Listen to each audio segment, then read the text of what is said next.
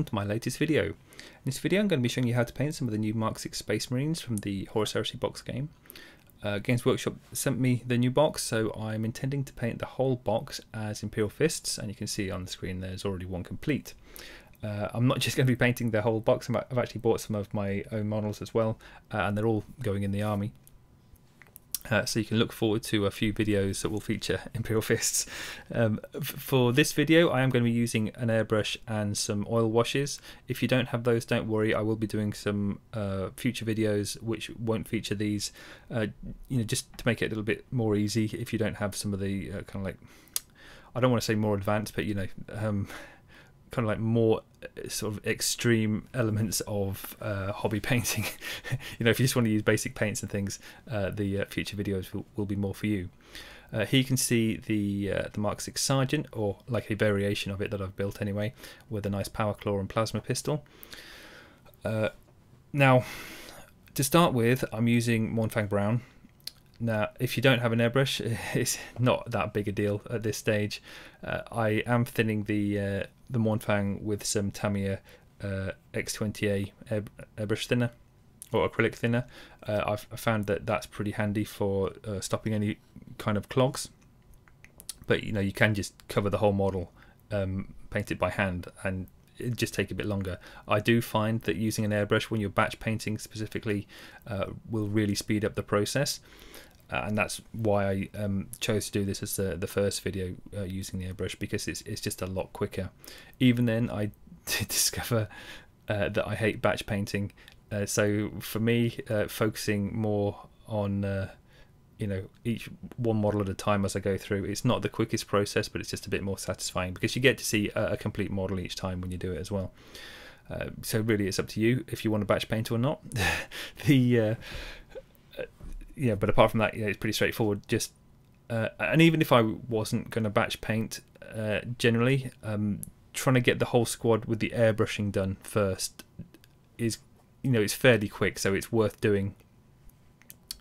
Just kind of that level of batch painting to start with. So you already saw that I used the Mournfang Brown, and I covered all the models in that. So it's a 10-man squad that I'm painting. So here I'm adding a bit of white to the Mournfang Brown. This is going to be like a highlight placement. Now obviously Imperial Fists aren't brown and then light brown, but this gives a good base to put the yellow paint on top of it. And all I'm doing is just mixing in some white paint into the Mournfang Brown and thinner mix. I'm using P3 Mora white. You don't have to use that. You can use pretty much any white you want, really. I just find that P3 is pretty similar in finish to the Games Workshop paints. You can actually use Games Workshop white as well. It's not my, they're not my favourites in terms of. I find them a little bit more kind of sort of like cottage cheese, the white paint, but they're still perfectly usable. I just the P3 Mora white is just a little bit kind of smoother, I find. So again, pretty straightforward using your airbrush. I'm using size 0.4 needle and around about 30 psi. It's just a case of placing the highlights. This is like pre-highlighting, pre-shading, that kind of thing. I'm just placing the highlights where I think they'd look good.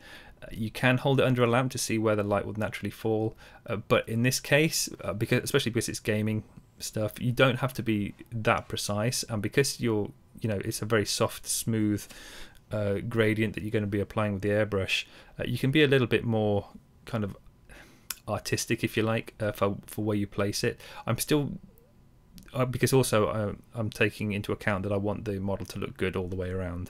It doesn't really have that much in terms of golden angle. I mean, you can do it like that if you want to make it look particularly good from one angle, but because these are just very quick gaming pieces, I'm trying to give them a very kind of even sort of look all the way around. I mean, that's not to say I won't focus a bit more on the head and chest, but apart from that, the process is going to be the same all the way around. So for the lighting and things, I'm still picking areas that, you know, are upwards facing, but it's just to give it like a light dusting. So if the leg is facing downwards, so you can see like on the kneecaps and things, they stay dark. The shoulder pads, when they're facing up, they go light. The head's light, the chest light. Turn it around at the back, the legs at the calves, they face upwards, so they're light. It's all pretty straightforward, I think you can see. Don't go too heavy with it. I mean, it's not the end of the world if you do, but it, you know, the lighter you make it, the more yellow it's going to be when you apply it, and it is beneficial to have a slightly darker yellow, and you'll see why. And by a darker yellow I mean darker due to the base color that you're applying it on, not the actual color of the yellow. So after you've put the airbrush coat on it, it will look sort of darker just because there's Mournfang brown underneath. So here you can see I'm applying the yellow. Make sure you thin it enough. For the Sergeant here, I hadn't quite thinned it quite enough, so it's a slightly thicker coat. I mean, it doesn't make any difference really, but you'll get a smoother coat with the slightly thinner paint. And you're just going over all the previous highlights that you've already put on using the Mournfang brown mixed with a small amount of white, and just making sure that it looks good again from every angle, while still having some shadows there, and you're, you know, placing the highlights where you think they'll look good. But you can still see, like at the sides of the legs, you know, on the underarms, all sorts of areas like that, it's still dark. You don't have to be super neat, you don't have to be perfect at airbrushing. Try and avoid speckling. Like if you use the thinner, it should help with that a lot. But you know, when you add the oil washes and things later on, that will tend to cover up any of this, and it'll just leave a very slight kind of like just a battle worn texture on it. So again, don't worry too much about all these kind of things. So at this stage you should have about 10 yellow marines. Next we're going to fill in the black areas and the metal areas. Again, very straightforward. What you will find is, because and by the way, the yellow I was using was Uriel yellow, but when you fill in the black areas and the metal areas, they will look very high contrast because the yellow is quite strong at this stage. Here I'm using Mephiston red just to quickly fill in the Sergeant head stripe. So for Imperial Fists, kind of, I mean, it varies a little bit, but generally for the Horus Heresy, their sergeants have a red stripe on their head. There are some variations depending on, you know, what, like if they're heavy weapon Marines or things like that. But you know, the sergeants tend to have a red stripe on their head. If they don't have a plume, then it'll be a red stripe down the middle of the head. But because he's got a plume, I just assume that painting that red will do the same job. You could also paint a red stripe down the middle of his head as well if you want, just to make him look a bit kind of more sergeanty. Here you can see I'm painting the eyes black, and I did a pretty bad job there on his left, our right. The eyes are actually pretty big here on the models. They're actually really nice for being able to get your brush in. And also, because, you know, I caught that edge there, you see I'm not tidying it up. I just made the eye a little bit bigger by catching the rim of the eye. You know, so don't worry too much about it, because the effects I'm going to be doing, so I'm going to be putting OSL blue on the eyes. OSL is object source lighting. I'm basically going to make it look like the eyes glow. So all of that area will be painted over anyway. The black will just help to get some of the shape and definition in there, and also paint the weapon black. So for this, is obviously he's holding a plasma pistol, but the other Marines have bolt guns, and mine will have the chain blade attachment on. In the box, that you have the option of leaving them as plain bolt guns. They can have a bayonet or the chain blade. So, you know, whatever you fancy the look of. I really like the look of the chain blades. They are the best weapon as well in terms of combat, but you pay the points for them. But I don't care about that. I just care about what they look like. And I think it makes them look a bit more brutal. Here I'm using some Vallejo, what colour was it? Exhaust Manifold. And you will notice that I'm not painting the metallics black to start with. Normally, if you're painting metallics onto a model, starting from a black base will give you a much better finish. I do find that for these colours, they cover quite nicely. You might find a little bit when you're painting them on that you get a tiny amount of translucency, so you can see like a hint of yellow showing through. It really doesn't matter. When you put the oil wash on, it's just going to tidy it all together. These are designed for airbrushing though, so they are very wet. They'll flow really nicely. That's great in terms of speed, so you can paint these on very, very quickly. The negative is because they flow so well, that if you catch a little recess or close to a painted area, the paint will flow onto that as well. So you have to try and be a little bit neater when you do it, especially on the studs on the shoulder pads. Those are a bit of a pain, having to paint all of those, and it's very easy to get it into the recess. And you can see, like, I've not done a perfect job, but the oil wash tidies it up enough. And again, it's just a tabletop mini, so getting the job done is more important than being perfect on these, because when you get the whole squad together, when you look at them, they will look great as a whole squad, and even better, like if you get a whole army painted, it will just look amazing. You don't have to make each model look perfect, because it's not for a competition. You're not painting each model for a golden demon, you're just painting them to get them on the table and look good together. Here you can see the copper that I'm painting for the coils on the plasma pistol. I'm not going to put any OSL effect on any of the weapons, so you can see obviously he's got a power claw or lightning claw, as well as his plasma pistol. And loads of people like to use airbrush for the OSL effects on those, make them look like they're glowing.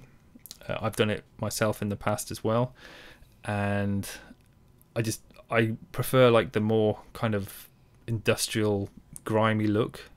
And then just having the eyes as the sort of focal point, so everything is just going to be metal on my guys. There's not going to be any OSL apart from the eyes.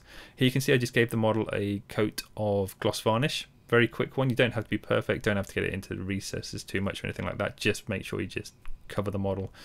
And now I'm going to be at this stage that you put on the decals or the transfers, depending on how you want to say it. So I am using the transfers that you could get from Forge World, the Imperial Fist ones.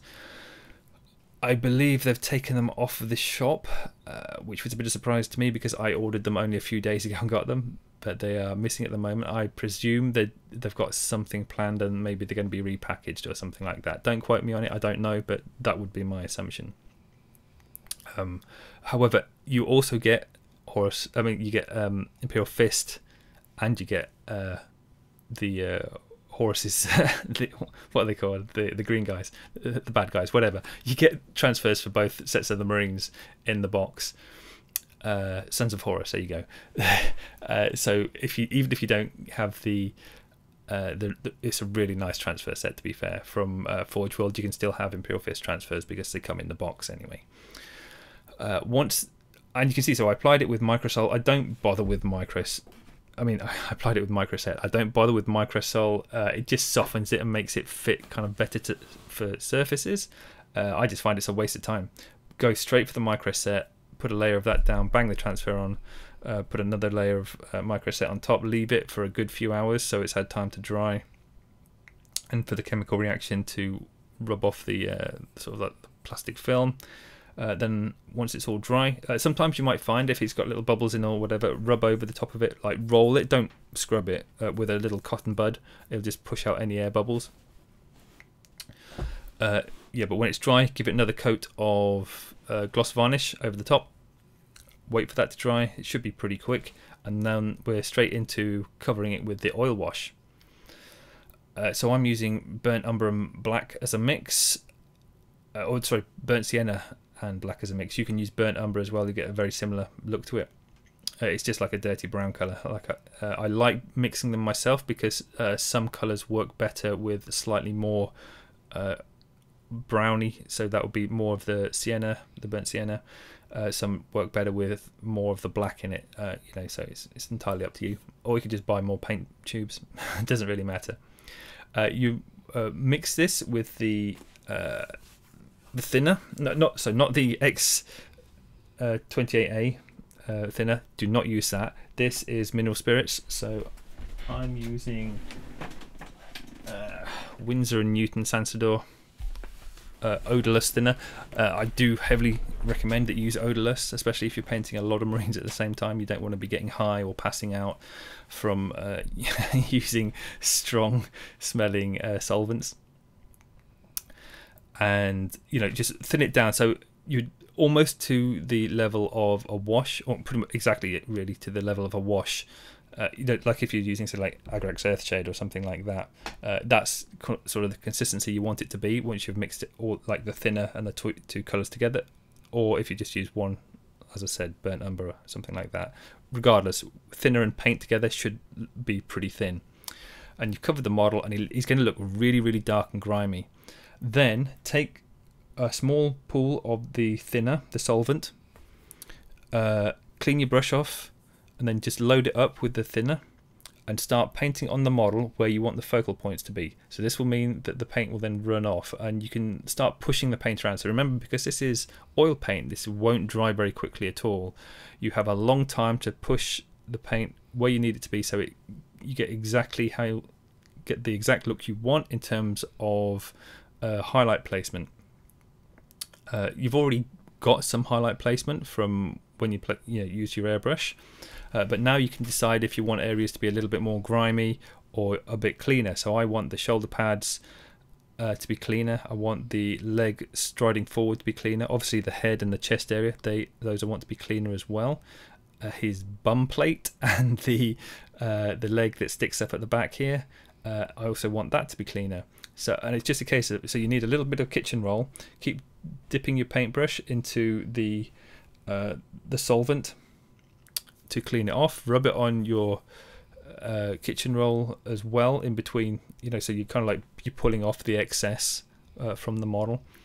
And so, I mean, I know it looks very messy at this stage. Don't worry too much about like if it looks messy, because it will dry a lot neater than it looks at the moment. It is a case of trusting the process when layering all this stuff on. Here you can see, so it's dried now. I left this overnight, and it's really important that it's dry for this next stage. So I'm going to put the sand on the base. I mean, I'm sure everyone knows how to do this, but I'm just using PVA glue. Cover the whole base in it, like keep it quite thick as well. A tip is to use a small amount of water with your PVA just so it flows a bit better. It'll make the job quicker, and it just be able to push it around and get it exactly where you want it to go. But very simple, straightforward. I want these bases to be as quick and easy to complete as possible.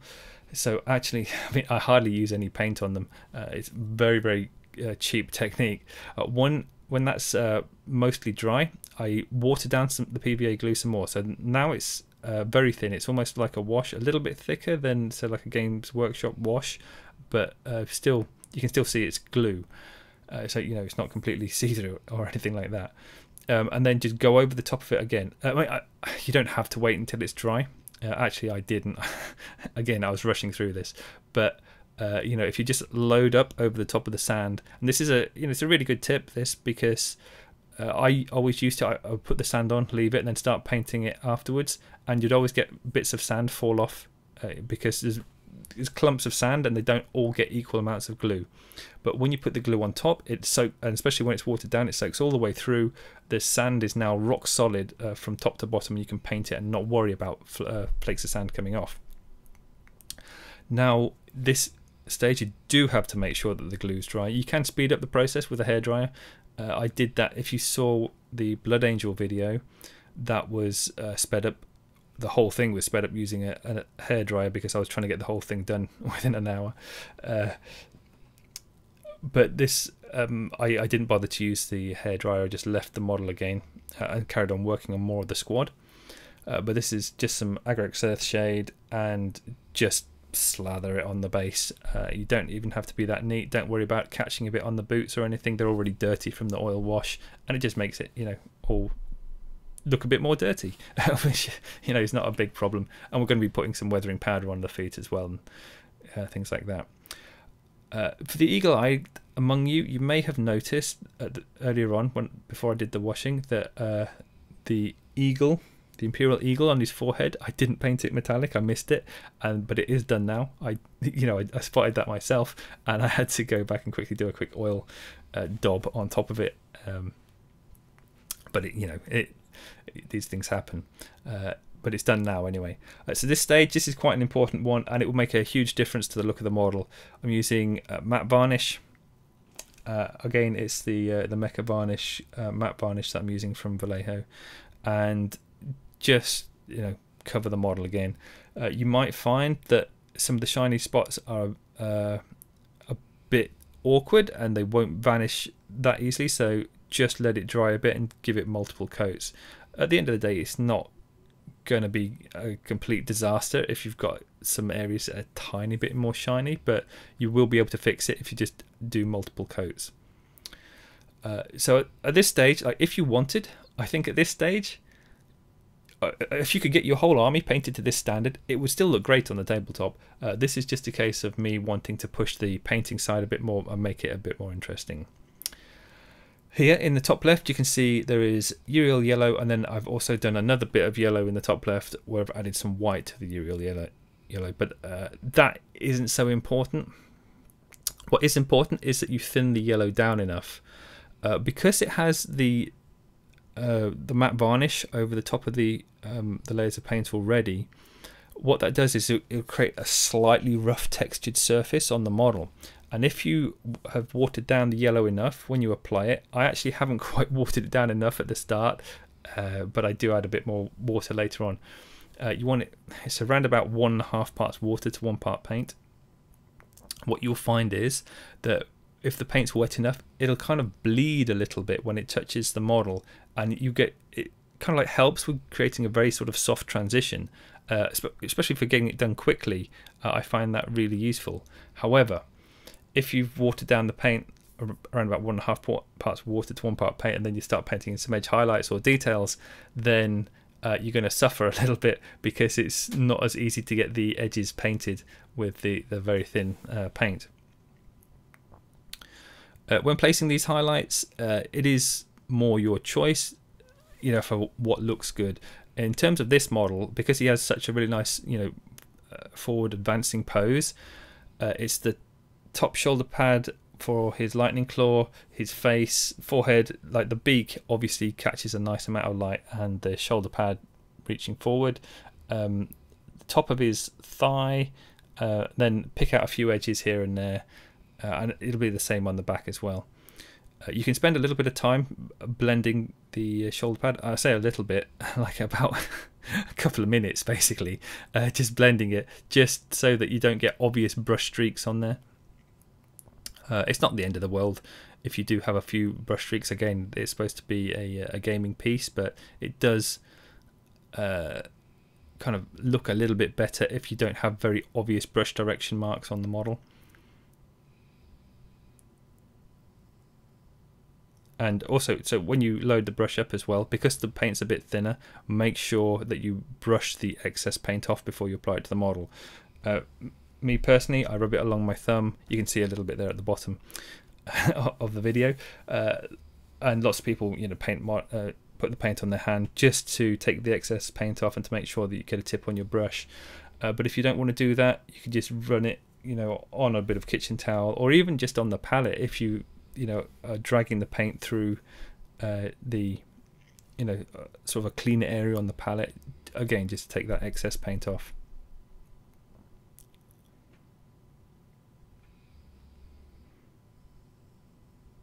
And you can see on the shoulder pads that when I'm painting them, I'm not painting the whole shoulder pad. Like, I don't want the whole model to be this bright yellow, only the focal points. So really the head, chest and shoulders, they're where the highlight goes. Those are the important parts to get the yellow. And oddly enough, this will make the yellow look brighter and more vibrant by using less of it. So you get that contrast between the two. If you'd gone and just painted all of the armor panels the same way, it would look very yellow, but you won't get the focal points. They won't stand out as nicely, and it'll take a lot longer. And this is way quicker, just painting small areas of highlights. It makes them stand out. It makes it more dramatic looking. Oh, and here's a little tip as well. If you want to blend it in quickly and you just want to get it done, and you're not too worried about perfect blending, small amount of paint on the brush, just use the tip, do scribbly motions, almost like circles, but try not to be too regular in the marks that you make, and it will hide the brush marks. It has a little bit of texture to it, but by texture I mean painted on texture, not texture in terms of an actual 3D bumpy surface. Again, it's just making the armor panels look a little bit worn, but the you can see there on the shoulder now, so you can't really see the brush marks anymore, and it's just very simple having these sort of squiggly marks on there to blend between the clean fresh yellow from the Uriel yellow compared to the oil shaded Uriel yellow underneath it. For the face as well, you don't have to paint the whole of the face. Also remember, I'm going to be painting some OSL blue on the eyes, so don't bother painting on the lower edge of the eyes, keep that dark. In fact, it actually works better to keep it dark. So the temptation might be to highlight under the eyes, and you think, well, you know, maybe it'll help with the OSL. No, it actually hinders it. Keeping it dark will help with the contrast, the brightness of the eyes. Again, the back, same thing. Depends how much time you want to spend making the models look interesting. If you're painting the back of them, it's mainly going to be what you're going to see on the battlefield rather than what your opponent sees. But of course, they are your models, so you probably do want them to look nice when you're looking at the backs of them. But don't worry too much about getting a perfect finish. You can see here better now how the paint is watered down, and it's a lot quicker to get the layers down without getting any brush marks on there. If you remember when I was painting the front, the brush marks were a little bit more obvious. Also, don't worry too much that it's slightly out of sync with the wet palette. I recorded extra wet palette video accidentally, and then it was a lot of effort to sync it up, so I just left it. Trying to avoid getting bits of hair on the model as well. You could see there I was painting and a bit of hair stuck to it, but I just didn't care at that point. But honestly though, it is best to try and avoid bits of debris and things when you're painting, because if you see them afterwards and then you pull them off, it will leave an indentation, and they'll be where they were is still visible even if you've pulled the hair off afterwards. So here is just a final little highlight. This is entirely optional, just to pick out a few parts on the focal points. So this was the Uriel yellow mixed with white. Mainly just use it on the face, just to pick out like the tip of his nose and the shine spot on his forehead, things like that.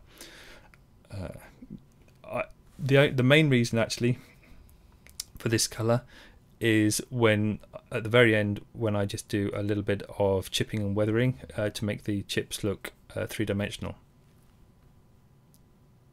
So if you don't want to do this stage, it's not going to make a huge difference, and you can leave it, but that colour mix of the Uriel yellow with a small amount of white is handy for the chipping. So for the plume on his head, we're going back with the Mephiston red, and just very quickly painting in blocks of the hair, and just leave the gaps in the darkest recesses where the oil has run in, and it makes them look a little bit more 3D, pops a bit better, and you're creating a bit more saturation, because obviously when you added the dark oil wash on top, it made them look a bit dull. So now painting the red back just brings it out, makes it look a bit more vibrant. And then here, just quickly on top, I'm going back with a bit of Evil Sunz Scarlet, just in a small area, to again just push the brightness of the highlight. Don't go too crazy with this, just pick out a few bits. You don't even have to go all the way around. If you just focus more on the middle section, it helps with the focal point a little bit. There you go, very quick and easy. Don't forget to do the back of that as well. I did paint the back, just not on the video. So Sotek green for the eyes. I know I said they're blue. Sotek green, it is basically blue. It's just got a bit of green colour in it. It's like my favourite blue, but it's sort of a greeny blue. Then all we're doing, we fill in the eye very quickly with the Sotek green.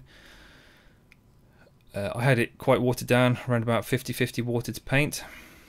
I'm only going to show you one eye because the other eye is really hard to paint because of the angle of the direction of the camera. you basically can't see it as I paint it, so it's easier for me just to show you on one side, and then you can figure out how to do the other side on your own. You can see here on the wet palette on the top left, so I have the three colours. I have at the bottom left the Sotek green, in the middle added a bit of white to it, top it's mostly white with a small amount of Sotek green. You can just see just off to the left there of the wet palette I added excess water to it, so I've turned it into a glaze now. A glaze just means it's a very thin layer of paint. Load up your brush with it, so it's probably, I would say, around about 4 parts water to 1 part paint there. Load up your brush, rub off a lot of the excess on some kitchen roll, and then what you're doing is you're painting kind of like, pick up an area lower down on the faceplate and then drag the brush up towards the eye. Don't paint in the other direction. Really important that you always paint up towards the eye here, because if you paint down, it's going to leave a larger deposit of paint. It'll be a blob, it'll be a harder mark, it'll look messy, and you probably get a bit of like a tea staining hard line lower down as well. Whereas this, it creates more of a transition going up towards the eye, and this will then work as the blue glow. So then the next stage is just paint the middle of the eye with the first stage highlight, which again, Sotek green mixed with a small amount of white, around about 50-50 water to paint. Doesn't matter exactly for the consistency, as long as you can get a fairly opaque layer. You might need to do multiple layers to make it look really nice and bright. I strongly recommend that you let each layer dry before you paint the next layer, or as you will pick up some of the previous layer and damage the paint layer if you go over it before it's dried. And also we're just at this stage painting a little highlight along the lower edge of the eye socket. And then we're going over again with the third mix, which again, majority white paint with a small amount of Sotek green. The idea is each time that you layer over these colours, you leave a tiny little amount at the edge of each layer where the lower layer is still visible. So you're creating a transition. You still want the eye to look quite bright, almost white, and indeed for the final highlight here, I am actually taking it up to white. I just don't have it on the wet palette visible on the camera, but there is some white paint on my wet palette, and you can see here just a much smaller area, so not covering the eye, just a kind of like sort of the center-ish of the eye, doing a quick layer of white, and there you go. So now it looks like the eye is glowing. You know, the model looking pretty good at this stage. Now it's just the final highlights on the metals. Everywhere that you painted the exhaust manifold color, and by the way, you don't have to use exhaust manifold as a metallic color. You can use pretty much any metallic sort of steelish kind of color, and you'll get very similar results due to the oil wash anyway. This just adds a tiny bit of color to it. It's just my preference in color, but you know, it's not going to make a huge difference. Like if you have I'm not completely sure what the names of the colours are for the Games Workshop metallics. I know there used to be a bolt gun metal colour, but I don't believe they use that anymore, that name. But something like that, you could use that and it would be fine. But you know, that kind of colour, sort of like a dark metal colour. Don't go for anything like a mithril silver analog or chrome. That would be too bright. Just look a bit weird and shiny. And then all you're doing is it's basically the same as what you just did with the yellow. You're picking the sort of brighter areas and you know, making them highlighted. Kind of focus where the light would naturally fall, same as you did with the where you painted on the yellow. So you're not going to go back and paint over the whole area of the metallics, only the areas that catch the most light. So there will be parts that still look a bit dull due to the matte varnish that was applied on it. One of the final things here is just to paint in some highlights on the plasma gun. I've used German grey and neutral grey here. I know my wet palette looks a bit of a mess at this stage. I tilted it a bit and some of the water had got on top of the palette and blended things together and stuff like that. I know not usually like me with the nice circles that I'd use, but you know, I just didn't care. I just needed to get it. I was nearly finished and I needed to get some grey on the plasma pistol. And it's just, you know, block in some highlight positions. again, just hold the model under a lamp and see naturally. But really for this one, the best highlight follows sort of like a quarter down from the top, or a third down from the top line going across it. So start with German grey, then neutral grey, and then sort of dip the brush back in the German grey without washing it off. So you can see there, just dipped it back in the German grey, and with the neutral grey still on the brush from originally, it'll actually blend the colours together. And if you just keep working it, you'll get a very smooth transition on this small area very quickly.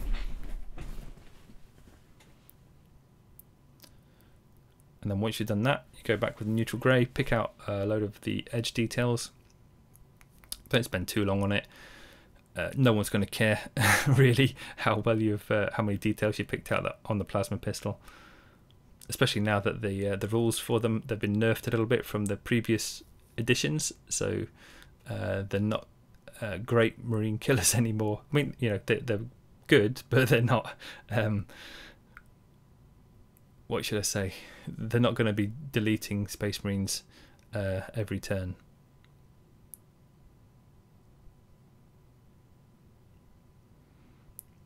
So there you go, just very quick, simple edge highlights. All you have to do, the main thing is just to make sure you don't have too much paint on your brush, so you don't get any blobs. You know, when the paintbrush touches the model, it's not going to spread out or anything like that. Also, do the same thing on the other side of the plasma pistol as well. And it's pretty much finished now. The only thing that I'm going to do is some optional weathering. This, as I just said, it's optional. So if you don't want your Space Marines to look a bit scratched and battle worn, that's fine. Just leave it at this stage. Don't bother with this. I'm using some Rhinox hide and just putting some. It's basically just dots, little dots and dashes all the way around, looking where I think the armor would be scraped a bit more. Also, if you've got areas on the model where the paint, so like the oil wash, hasn't settled very well and it looks kind of awkward, you can turn that into a weathered area. It's always really handy. Weathering is great for hiding poor paint jobs. So if you've messed up on various parts of the model, just get some Rhinox hide, do some little dots around that area. It'll kind of camouflage it. But otherwise, when you're placing them, look for placing them so like at the edges of armor. Those would naturally catch a bit more damage. And also the feet, obviously they're probably kicking things all the time, like spare Space Marine heads and things rolling around the battlefield. So, you know, probably a bit of chipping on the feet. A few scratches on the shoulder pads. It makes it a bit more interesting to look at. But don't spend a long time doing this. It's very easy to go over the top with the weathering, or just to get like, oh, I'm really enjoying this. It's very, you know, you can just put little dots all over the place to make it look interesting, and just get lost in what you're doing. I mean, I have that trouble actually on just details in general. I really enjoy the final stages of painting a model, so the first areas are really boring, getting all the airbrush and stuff out of the way. It's not that interesting to me, but when I get to the final sort of highlights and adding on extra details, I could just spend hours and hours doing this. And really the challenge for me is to stop myself doing all this rubbish. But if you do too much, it will overload the model and you'll actually lose a lot of all the nice light placements and things that you'd already got on there. You can see I've already done a few, but so remember that yellow mix that I was talking about with Uriel yellow mixed with a small amount of white. All you've got to do to pick out a few of these, make them look three-dimensional, just do a highlight along the lower edge. Now I know it can be easier said than done, especially if your hand-eye coordination might not be perfect. And this is the one area on the model really, you know, picking out these lower edge highlights where it can be a bit tricky.